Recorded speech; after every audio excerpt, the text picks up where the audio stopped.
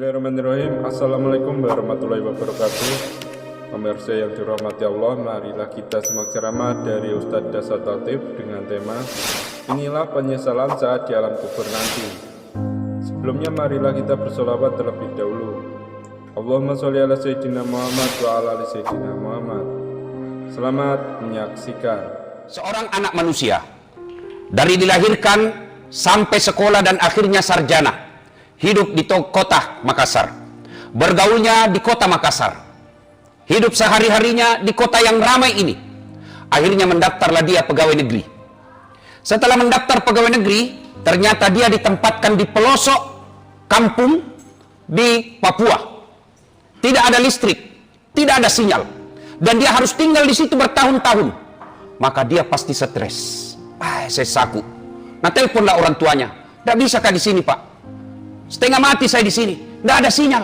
Dari kecil saya berkomunikasi pakai handphone, sekarang tiba-tiba tidak ada sinyal, air susah, listrik tidak ada. Menderita saya, Pak. Kata bapaknya, sabar mako dulu nak, tinggal mako di situ, insya Allah akan ada perubahan. Tidak bisa kah, Pak? Menderita saya di sini.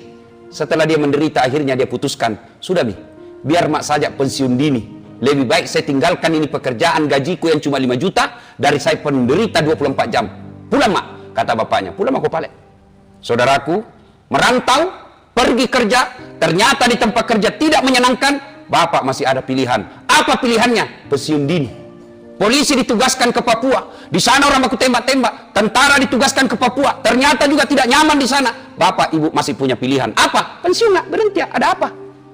Tapi ketahuilah demi Allah, kalau masuk maki dikubur, tidak ada yang dibilang pensiun dini. Kalau masuk maki dikubur, bapak senang tidak senang, puas tidak puas, tinggal kau di situ, tidak boleh kau pulang-pulang lagi. Kalau di dunia tidak senang kita perantauan, masih bisa pulang. Pergi cari kerja di Jakarta, ternyata di Jakarta tidak ada nyamannya, pulang lagi di kampung Tamak Galung. Ternyata sampai di kampung kita merantau tidak nyaman juga, masih bisa pindah lagi. Tapi ketahuilah demi Allah, ketika bapak masuk kubur, tidak ada pilihan kecuali tinggal maki di situ, tidak ada lagi pulang-pulang. Dan pada saat masuk di kubur, Nabi menjelaskan, ada beberapa orang yang menyesal setelah tiba di kubur. Nasassa alena, magai nasabari. Maka dia Nabi tak menyesal mereka, sebab apa? Satu, enggan bersedekah. Selama hidupnya, dari pagi sampai pagi lagi, lembur, cari nafkah. Bahkan dia tinggalkan sholatnya, dia tinggalkan keluarganya, menghalalkan segala cara, dia dapat itu harta. Bisa bikin rumah yang mewah, punya mobil yang bagus, punya tabungan deposito yang banyak. Tapi ketika dia meninggal, tidak punya sedekah. Rumahmu, depositomu, mobilmu, bukan kau yang punya. Apa yang kau bawa? Hanya selembar kain kafan. Kaos kaki dilarang. Cincin tidak boleh. Baju tidak boleh. Kain kafan. Kain yang paling murah. Biar bapak pejabat tinggi, biar bapak kaya, tidak bisa kasih tahu kain kafannya sutra. Tidak, kain yang paling murah. Selama kita hidup, parfum yang kita pakai berjuta-juta harganya, tapi begitu kapal bapak mati, apa parfum dipakai? Kapur barus. Maka menyesallah ketika masuk di kubur, karena dia tidak bersedekah. Kenapa? Sedekah ini yang membuat kita menyesal. Sebab puasa, haji, zakat, sholat, hanya kita nikmati ketika kita lakukan saat di dunia. Ketika bapak sholat, puasa, haji, didapat pahalanya ketika kita di dunia. Tapi yang namanya sedekah, namoni mati nih, biar kita sudah jadi jasad, tinggal tulang belulang, tapi masjid yang kita bangun, sekolah yang kita bangun, pesantren yang kita ikut bangun, selama pesantren, masjid, sekolah itu dimanfaatkan, selama itu kiriman pahala datang kepada kita, meskipun kita sudah dikubur. Ini disebut amal jariah. Maka ini masjid belum rampung. Bapak-bapak, sedekah. Saya tidak bisa sedekah uang Ustadz, sedekah dengan otak. Pikir bagaimana supaya bisa maju ini jamaahnya. Saya tidak punya otak Ustaz, tapi saya punya tenaga. Pakai tenagamu menolong agama Allah. Jadi kau security, jaga sandalnya orang. Itu sedekahmu. Saya tentara polisi, gunakan tentara polisi untuk memajukan agama Allah, menolong agama Allah.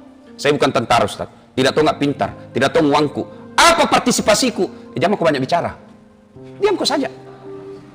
Ada tahu itu orang tidak pernah menyumbang, tidak pernah datang berjamaah, tidak pernah ikut rapat, nguriti terus panitia dari pangkat-pangkat, dari balai-balai, menyerang terus panitia pembangunan masjid. Maka bawa itulah pembangun, itulah partisipasimu. Maka orang yang tidak bersedekah ketika dia hidup, dia akan menyesal di akhirat kelak. Bapak-bapak, ini yang rumah tak ada di sini, begitu meninggal siapa punya? Ahli waris. Ya bagus kalau rumah tak dipakai pengajian. Tapi kalau nak pakai mesum anak tak, nak bawa mi ceweknya sama siswa, kos-kosan mi, nak pakai berzina rumah tak, kate menderita dikubur. Maka sebelum segalanya terjadi, penyesalan itu sedekahlah. Golongan kedua yang menyesal di akhirat kelak, di kuburnya kelak, kata Nabi, adalah mereka yang mendengar panggilan azan lalu dia tidak datang. Termasuk yang selalu terlambat. Itu menyesal kau nanti ketika di akhirat. Kau datang memang sholat Jumat, tapi azan orang kau sampai. Itu pun kau merokok dulu di depan. Jangan kau dulu masuk. Cari carama, selalu carama. Sambayang pikama pi baru masuk. Menyesal kau nanti dikubur. Dengar ini yang selalu terlambat sholat Jumat. Dengar Pak ya. Tanda-tanda bukanya. Dan itu terung itu. Itu kemarin yang terlambat. Itu juga minggu lalu. Itu lagi yang terlambat ini. Mau masuk surga. Nenekmu patah. Coba kita lihat itu. Sholat 5 waktunya tidak ada. Sholat 5 waktu tidak ada. Jumat saja dia mengaku Islam. Itu pun paling terlambat datang, paling cepat pulang. Dan Jumat-Jumat begitu. Mau masuk surga. Coba kita lihat ini. Yang selalu terlambat, dengar baik-baik. Sah sholat Jumat tak? Sah. Tapi tidak ada di buku absen. Ketika hatib sudah Assalamualaikum warahmatullahi wabarakatuh, bukunya malaikat daftar hadirnya ditutup. Yang datang sudah tidak dicatat namanya. Di akhirat kelak Anda akan menyesal. Mana namaku di buku absen? Ada kok memang, tapi terlambat kok. Dan Jumat-Jumat Bapak lakukan. Sudah dikasih tahu begini, tidak ada perubahan. Nah bilang orang Bugis, wita topi na witai. Kucini tompi na kucini ki, eja pina doang. Tapi kate. Itu yang nasindir Allah dalam Al-Quran. Wa dhawa'un alaihim a'anzartahum am lam tunsirhum la yu'minun. Kau sampaikan ayat Allah atau tidak, kau ceramai atau tidak, mereka tidak akan berubah. Kasar hatinya, mati hatinya. Kata bahasa hadis, kaswatul qalbi, maka doati. Mudah-mudahan Jumat depan tidak mikir begitu. Coba kita dibilang wali kota ki, barangkali banyak mau ditanda tangan di kantor. Banyak orang datang pelayanan publik. Tapi kate pengangguran jah. Terlambat lagi datang sholat. Apa modal tak nanti menghadap kepada Allah? Maka akan di akhirat nanti dikubur, Bapak menyesal. Kenapa kasihan saya selalu terlambat? Hayya 'alas shalah. Mari menunaikan sholat. Nabi bilang temannya, pergi masjid. Apa Nabi bilang? Malas kak deh. Kenapa? Itu imam di situ selalu duduk sambayang. Itu dia cari pembenaran bagaimana supaya dia tidak datang ke masjid. Anda akan menyesal nanti ketika masuk dalam kubur. Dan pada saat menyesal itu tidak ada lagi, tidak boleh aku lagi kembali. Beda kalau kita pergi ke kampung, wah menyesal saya tidak bawa laptop, masih bisa dikirim panter. Tapi ketika masuk di kubur tidak ada lagi. Yang ketiga kata Nabi, orang yang menyesal nanti di akhirat adalah orang yang memutuskan tali silaturahim. Itu nasi salah-salah. Orang yang suka bertengkar, selesai mi kampret sama cebong, tinggalkan itu. Sudah mi dilantik presiden, Prabowo sudah jadi menteri, kate masih bertengkar cebong kampret. Ini dekat lagi kita. Desember nanti ini ada lagi pilih wali Makassar. Silakan berbeda pilihan, tapi jangan bertengkar gara-gara beda pilihan. Kita berpecah belah, termasuk di antara kita. Masjid kadang-kadang berpecah belah. Gara-gara apa? Gara-gara beda mazhab.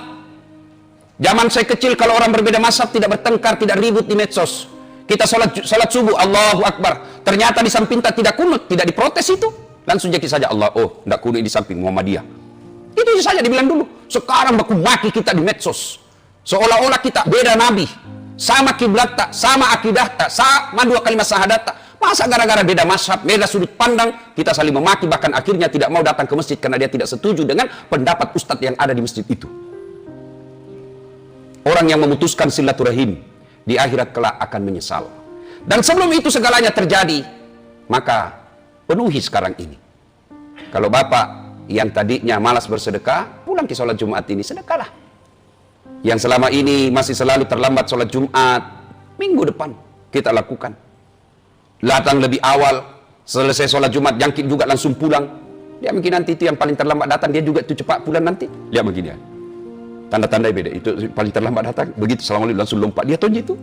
Dan dia lagi minggu depan. Nah, apa susahnya Pak? Kita semua punya masalah. Ketika ada masalah seperti ini, selesai ke salat Jumat, tinggal 5 menit. Mengadu kepada Allah, minta pertolongan kepada Allah. Ya Allah capek mak kasihan, 3 tahun mak ini jadi sarjana tidak punya kerja. Kau melarang saya menyogok, kau melarang saya nepotisme, engkau mengharamkan yang dilarang agama. Tapi saya mau kerja ya Allah. minta pertolonganmu ya Allah. Tidak ada daya dan kekuatan. Kalau engkau menolong saya Allah, tidak ada kekuatan manusia yang bisa menghalangi. Minta, nangis kepada Allah. Minta kepada Allah sesuai janji Allah. Ud'uni astajib lakum, mintaku kepadaku, pasti saya kasih kok. Itu janji Allah. Banyak dosa aku, Ustaz. Apa Allah mendengar saya? Banyak dosa, tak ampunan Allah jauh lebih banyak. Apa Allah tidak mendengar doa orang berdosa? Tidak. Kalau Allah tidak mendengar orang yang berdosa, maka tidak ada nih doa dikabulkan di dunia. Kenapa tanjak-tanjak penuh dosa aja semua ini? Lalu orang yang baik itu bukan orang yang tidak punya dosa. Orang yang baik, dia sadar salah, lalu dia tobat, dan dia tidak ulang, lalu dia ganti kebaikan. Itulah orang baik.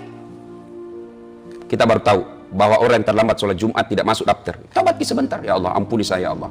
Ya Allah, bimbing saya agar saya tidak ulang lagi Jumat depan. Karena tanpa hidayah dari Allah, biasanya kita ulang. Maka kita diajarkan doa dalam Al-Baqarah akhir-akhir. Rabbana la tusik qulubana ba'da is hadaitana wa hab lana min ladunka rahmah. Ya Allah, jangan kau palingkan hati hamba setelah engkau berikan hidayah dalam diri hamba. Dan kalau kita merasa ada musuh tak di sini komplek, sudah segeralah datang minta maaf. Maafkan saya Pak, saya hilaf, saya adik, saya emosi, maafkan saya. Sudah minta maaf Ustaz, dia tidak maafkan saya, bukan urusan tak. Yang penting minta maaf Ki. Selama masih bilang Ki, saya kakak, saya dosennya, saya senior, saya pejabat, saya orang kaya, masa saya minta maaf sama dia? Itu setan yang bisik kita seperti itu. Innallaha yuhibbut tawwabina. Allah mencintai bukan yang profesor, bukan yang kaya, bukan yang tinggi jabatannya. Allah mencintai orang-orang yang bertakwa. Dan ciri-ciri orang yang bertakwa adalah saling memaafkan. Semoga ada manfaat, lebih dan kurangnya mohon dimaafkan. Nun wal kalam ya misrun billahi fi sabilil haq. Barakallahu li wa lakum wa izza'il mu'minin innahu huwal ghafurur rahim.